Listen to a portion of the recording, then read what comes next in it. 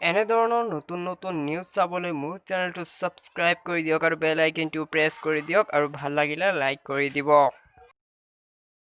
আজিৰ প্ৰথম গুৰুত্বপূৰ্ণ খবৰটো হৈছে বান খহনীয়াই নষ্ট কৰা দক্ষিণ কামৰূপৰ এটা অঞ্চল আজিলৈকে চকু নপৰিলে জনপ্ৰতিনিধিৰ।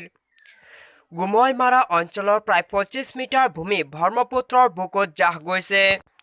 ব্ৰহ্মপুত্ৰ তীব্ৰ খহনীয়া, এফালে বান আনফালে খহনীয়াত হাহাকাৰ নৈপৰীয়া ৰাইজৰ। খবৰ নাই জনপ্ৰতিনিধিৰ তথা পলাশবাৰীৰ বিধায়কৰ।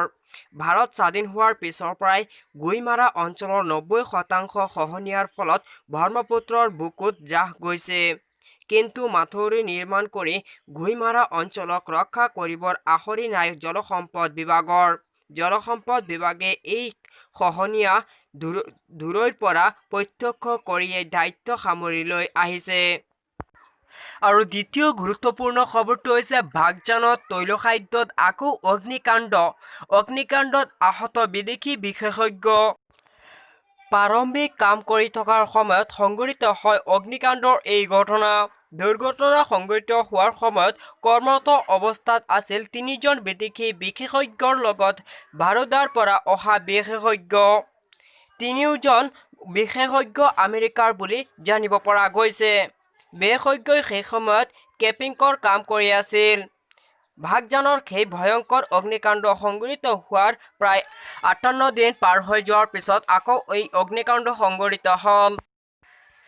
আৰু লগতে তৃতীয় গুৰুত্বপূৰ্ণ খবৰটো হৈছে সোমবাৰৰ পৰা শুকুৰবাৰলৈ গুৱাহাটীত পথৰ দুয়োকাষে থকা ৰেষ্টুৰেণ্ট খুলিব পাৰিব, কিন্তু কৰিব নোৱাৰিব এই কাম। উল্লেখযোগ্য 21 দিনৰ লকডাউনৰ পিছত সোমবাৰৰ পৰা গুৱাহাটীত আনলক 1 প্ৰক্ৰিয়া আৰম্ভ হৈছে আৰু বিভিন্ন ক্ষেত্ৰত কিছু শিথিলতা প্ৰদান কৰা হৈছে।